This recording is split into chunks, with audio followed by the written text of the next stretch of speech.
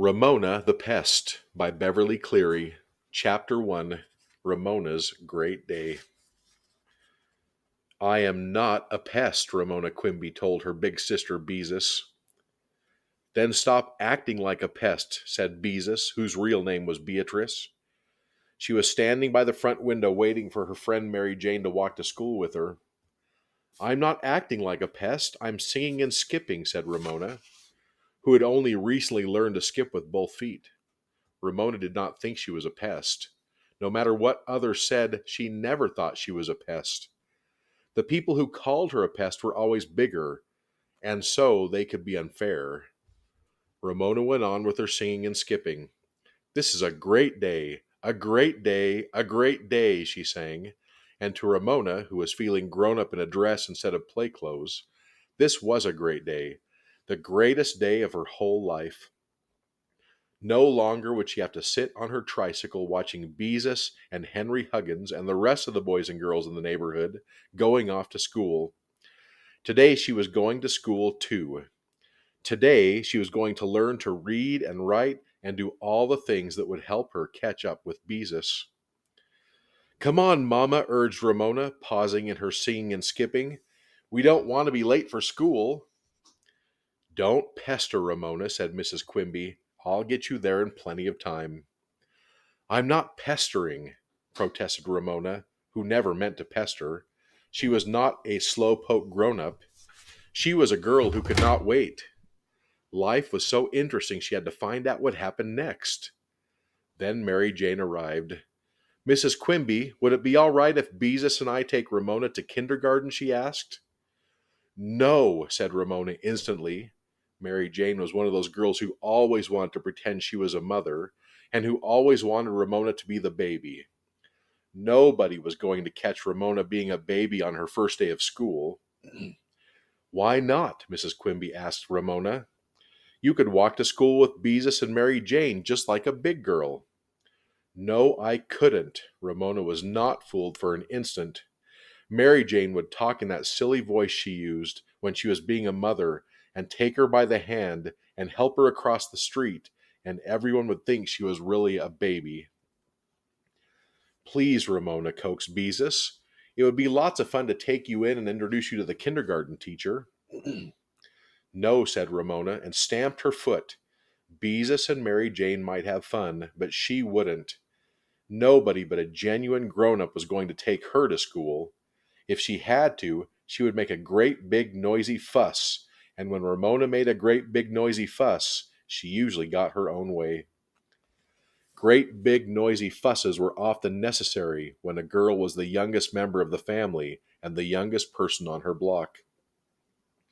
All right, Ramona, said Mrs. Quimby. Don't make a great big noisy fuss. If that's the way you feel about it, you don't have to walk with the girls. I'll take you. Hurry, Mama, said Ramona happily as she watched Beezus and Mary Jane go out the door. But when Ramona finally got her mother out of the house, she was disappointed to see one of her mother's friends, Mrs. Kemp, approaching with her son Howie and his little sister Willa Jean, who was riding in a stroller. Hurry, Mama, urged Ramona, not wanting to wait for the Kemps. Because their mother were friends, she and Howie were expected to get along with one another. Hi there, Mrs. Kemp called out, so of course Ramona's mother had to wait. Howie stared at Ramona. He did not like having to get along with her any more than she liked having to get along with him. Ramona stared back. Howie was a solid-looking boy with curly blonde hair. Such a waste on a boy, his mother often remarked. The legs of his new jeans were turned up, and he was wearing a new shirt with long sleeves. He did not look the least bit excited about starting kindergarten. That was the trouble with Howie, Ramona felt. He never got excited. Straight-haired Willa Jean, who was interesting to Ramona because she was so sloppy, blew out a mouthful of wet zwieback crumbs and laughed at her cleverness.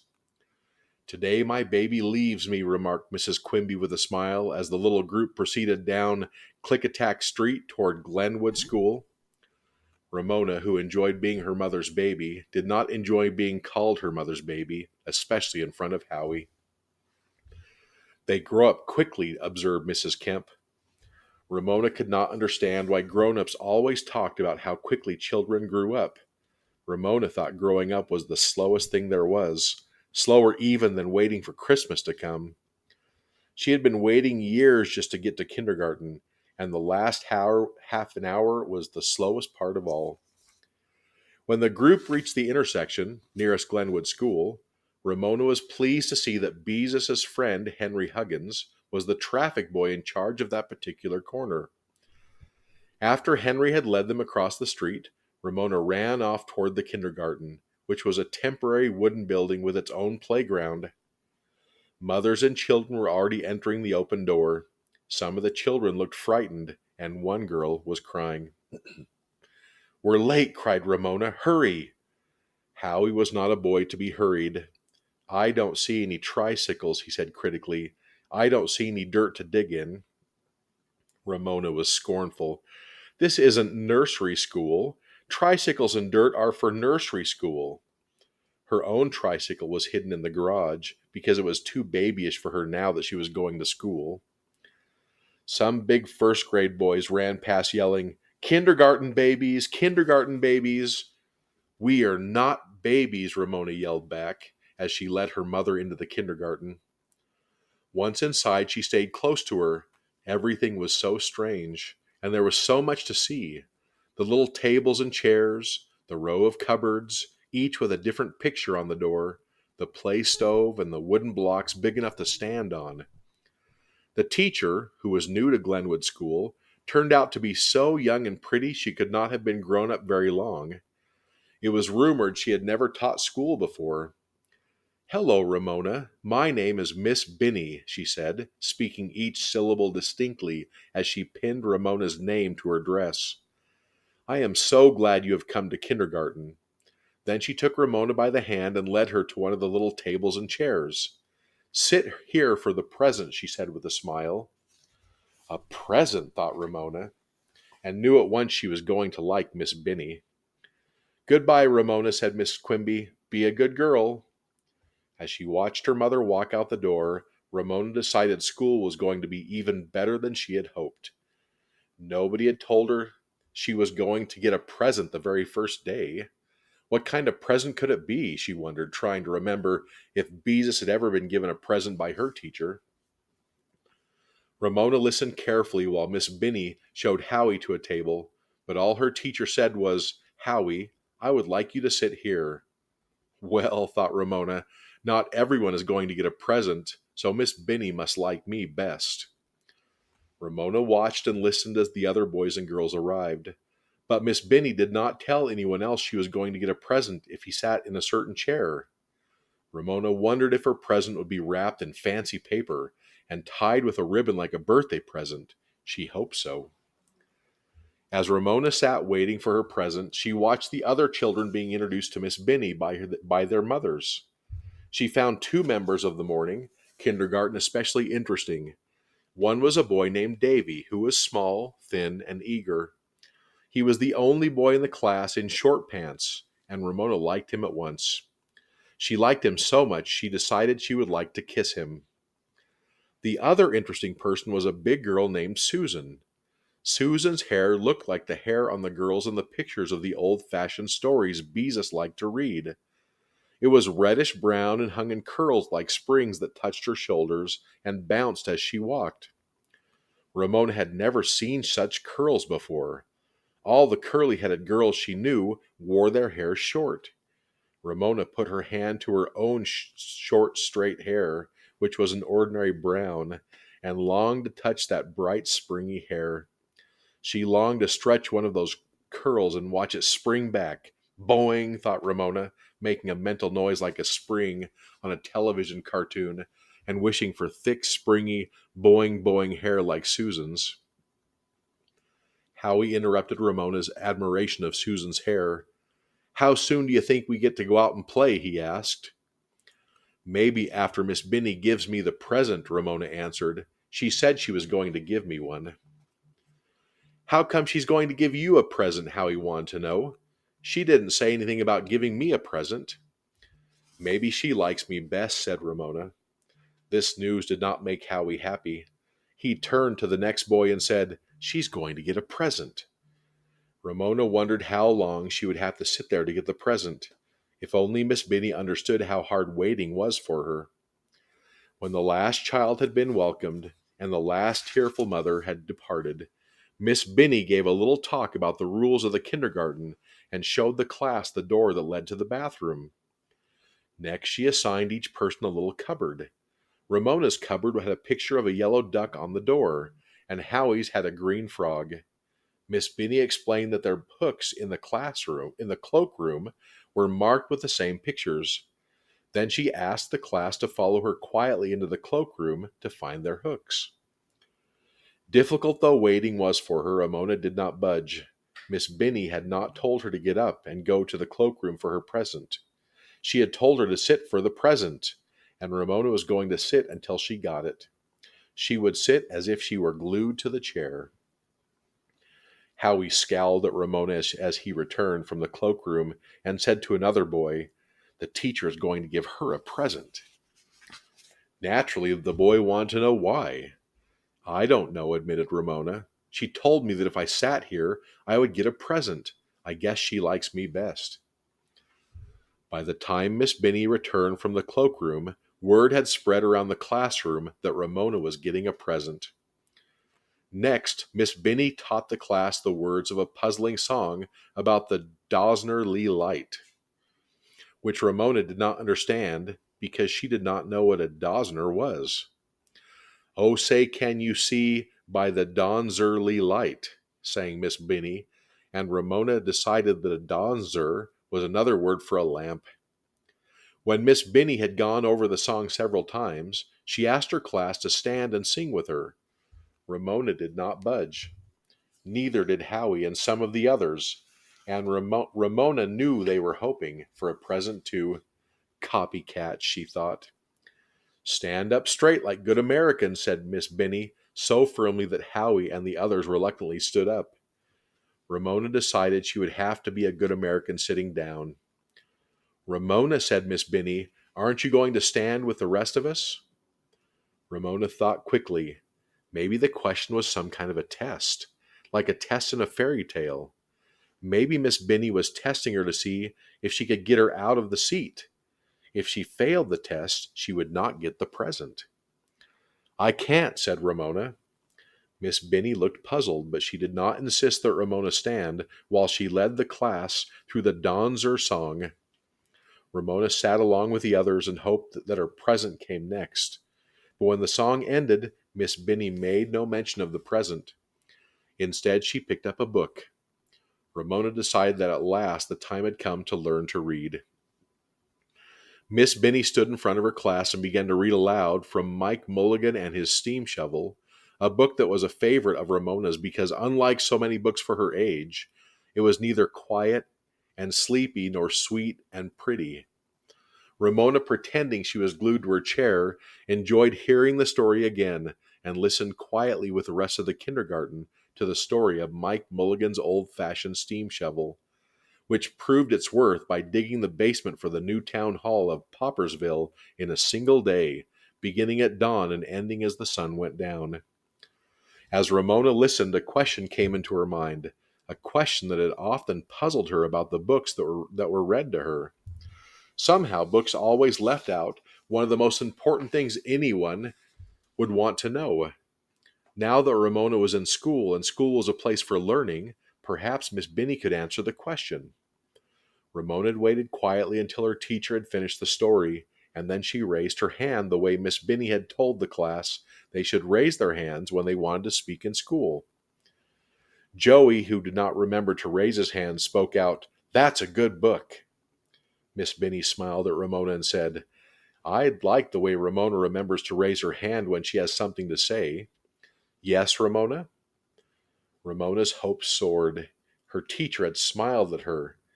"Miss Binny, I want to know, how did Mike Mulligan go to the bathroom when he was digging the basement of the town hall?" Miss Binny's smile seemed to last longer than smiles usually last. Ramona glanced uneasily around and saw that others were waiting with interest for the answer. Everybody wanted to know how Mike Mulligan went to the bathroom. "Well," said Miss Binny at last, "I don't really know, Ramona. The book doesn't tell us."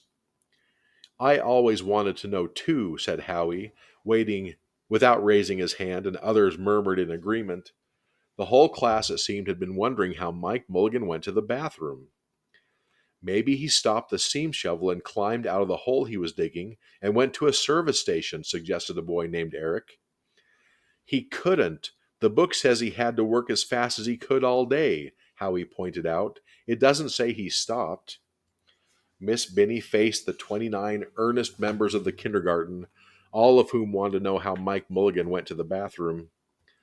"Boys and girls," she began, and spoke in her clear, distinct way, "the reason the book does not tell us how Mike Mulligan went to the bathroom is that it is not an important part of the story. The story is about digging the basement of the town hall, and that is what the book tells us." Miss Binny spoke of it as if this explanation ended the matter, but the kindergarten was not convinced. Ramona knew, and the rest of the class knew, that knowing how to go to the bathroom was important. They were surprised that Miss Binny did not understand, because she had showed them the bathroom the very first thing. Ramona could see there were some things she was not going to learn in school, and along with the rest of the class, she stared reproachfully at Miss Binny. The teacher looked embarrassed, as if she knew she had disappointed her kindergarten. She recovered quickly, closed the book, and told the class that if they would walk quietly out to the playground, she would teach them a game called Gray Duck.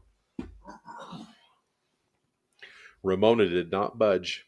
She watched the rest of the class leave the room and admired Susan's boing boing curls as they bounced about her shoulders, but she did not stir from her seat. Only Miss Binny could unstick the imaginary glue that held her there. "Don't you want to learn to play Gray Duck, Ramona?" Miss Binny asked. Ramona nodded. "Yes, but I can't." "Why not?" asked Miss Binny. "I can't leave my seat," said Ramona. When Miss Binny looked blank, she added, "Because of the present." "What present?" Miss Binny seemed so genuinely puzzled that Ramona became uneasy. The teacher sat down in the little chair next to Ramona's and said, "Tell me why you can't play Gray Duck." Ramona squirmed. Worn out with waiting, she had an uneasy feeling that something had gone wrong someplace. "I want to play Gray Duck, but you—" She stopped, feeling that she might be about to say the wrong thing. "But I what?" asked Miss Binny. "Well, you said if I sat here, I would get a present," said Ramona at last. "But you didn't say how long I had to sit here." If Miss Binny had looked puzzled before, she now looked baffled. "Ramona, I don't understand," she began. "Yes, you did," said Ramona, nodding. "You told me to sit here for the present, and I have been sitting here ever since school started, and you haven't given me a present." Miss Binny's face turned red, and she looked so embarrassed that Ramona felt completely confused. Teachers were not supposed to look that way. Miss Binny spoke gently. "Ramona, I'm afraid we've had a misunderstanding." Ramona was blunt. "You mean I don't get a present?" "I'm afraid not," admitted Miss Binny.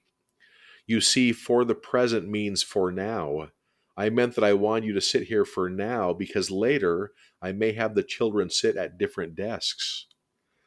Oh, Ramona was so disappointed she had nothing to say. Words were so puzzling. Present should mean a present, just as a tax should mean to stick tacks in people. By now, all the children were crowding around the door to see what had happened to their teacher. "I'm so sorry," said Miss Binny. "It's all my fault. I should have used different words." "That's all right," said Ramona, ashamed to have the class see that she was not going to get a present at all after all.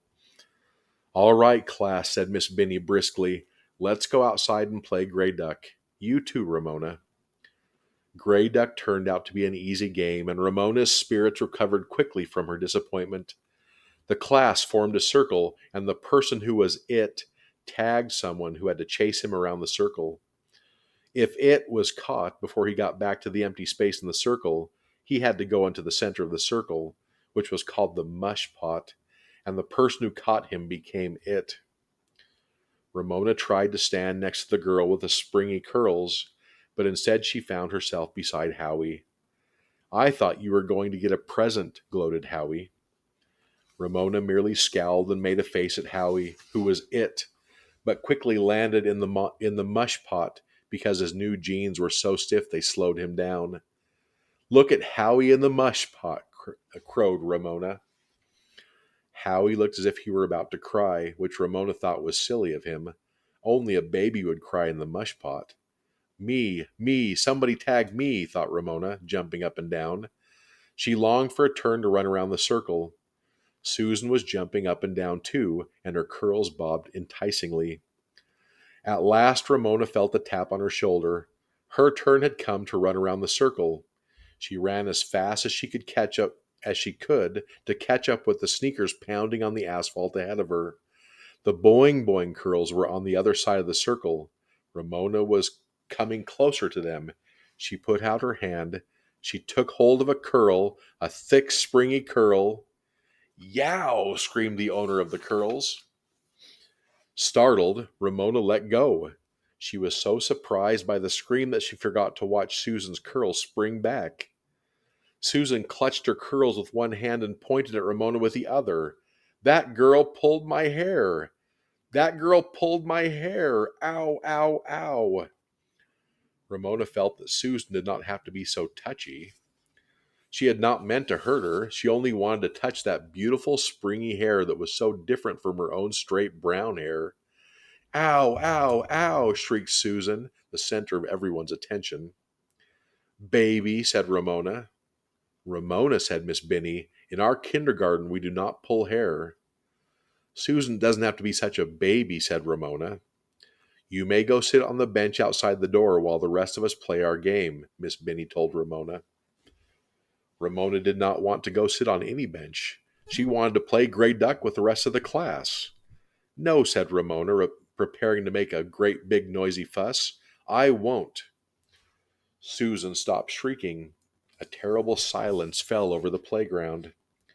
Everyone stared at Ramona in such a way that she almost felt as if she were beginning to shrink. Nothing like this had ever happened to her before.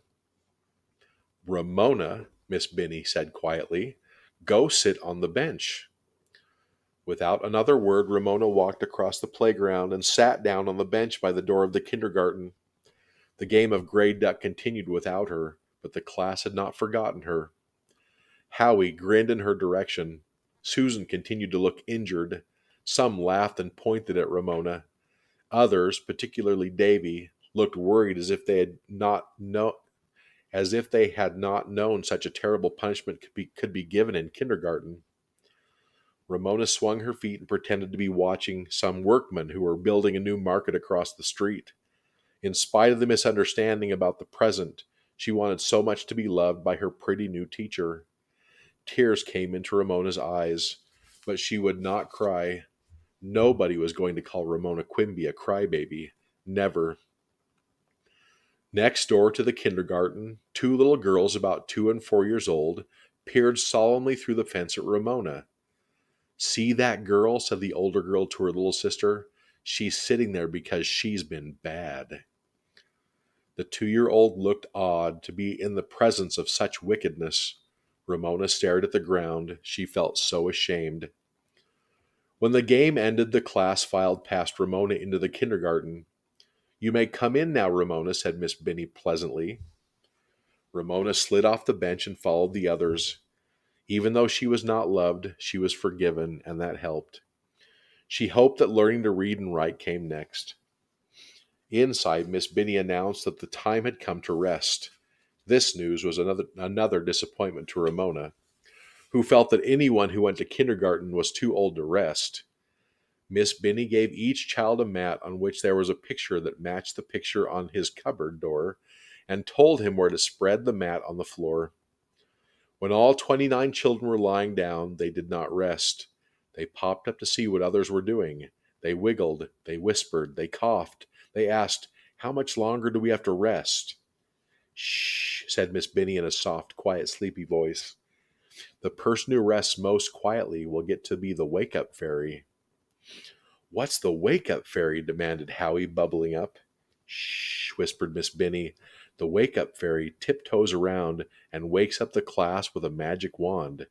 Whoever's the fairy wakes up the quietest resters first. Ramona made up her mind that she would get to be the wake-up fairy, and then Miss Benny would know she was not so bad after all. She lay flat on her back with her hands tight to her sides. The mat was thin and the floor was hard, but Ramona did not wiggle. She was sure she must be the best rester in the class because she could hear others squirming around on their mats. Just to show Miss Benny she really and truly was resting, she gave one little snore, not a loud snore, but a delicate snore, to prove what a good rester she was. A scatter of giggles rose from the class, followed by several snores, less delicate than Ramona's. They led to more and more, less and less delicate snores until everyone was snoring except the few who did not know how to snore. They were giggling. Miss Benny clapped her hands and spoke in a voice that was no longer soft, quiet, and sleepy. All right, boys and girls, she said. This is enough. We do not snore or giggle during rest time. Ramona started it, said Howie. Ramona sat up and scowled at Howie. Tattletale, she said in a voice of scorn. Across Howie she saw that Susan was lying quietly with her beautiful curls spread out on her mat and her eyes screwed tight shut. Well, you did, said Howie. Children, Miss Benny's voice was sharp. We must rest so that we will not be tired when our mothers come to take us home. Is your mother coming to take you home? Howie asked Miss Benny. Ramona had been wondering the same thing. That's enough, Howie. Miss Benny spoke the way mothers sometimes speak just before dinner time. In a moment she was back to her soft, sleepy voice. I like the way Susan is resting so quietly, she said. Susan, you may be the wake-up fairy and tap the boys and girls with this wand to wake them up. The magic wand turned out to be nothing but an everyday yardstick. Ramona lay quietly, but her efforts were of no use. Susan, with the curls bouncing around her shoulders, tapped Ramona last. It's not fair, Ramona thought. She was not the worst rester in the class. Howie was much worse. The rest of the morning went quickly. The class was allowed to explore the paints and the toys, and those who wanted to were allowed to draw with the new crayons. They did not, however, learn to read and write, but Ramona cheered up when Miss Benny explained that anyone who had anything to share with the class could bring it to school the next day for show and tell. Ramona was glad when the bell finally rang and she saw her mother waiting for her outside the fence. Mrs. Kemp and Willa Jean were waiting for Howie too, and the five started home together. Right away, Howie said, Ramona got benched, and she was the worst rester in the class. After all that had happened that morning, Ramona found this too much. Why don't you shut up? She yelled at Howie just before she hit him. Miss Quimby seized Ramona by the hand and dragged her away from Howie. Now, Ramona, she said, and her voice was firm, this is no way to behave on your first day of school. Poor little girl, said Mrs. Kemp. She's worn out. Nothing infuriated Ramona more than having a grown-up say, as if she could not hear, that she was worn out. I'm not worn out, she shrieked. She got plenty of rest while she was benched, said Howie. Now, Howie, you stay out of this, said Mrs. Kemp. Then, to change the subject, she asked her son, How did you like kindergarten? Oh, I guess it's all right, said Howie without enthusiasm. They don't have any dirt to dig in or tricycles to ride. And what about you, Ramona? Asked Mrs. Quimby. Did you like kindergarten? Ramona considered. Kindergarten had not turned out to be as she expected. Still, even though she had not been given a present, and Miss Benny did not love her, she had liked being with boys and girls her own age. She liked singing the song about the Donzer and having her own little cupboard. I didn't like it as much as I thought I would, she answered honestly, but maybe it will get better when we have show and tell.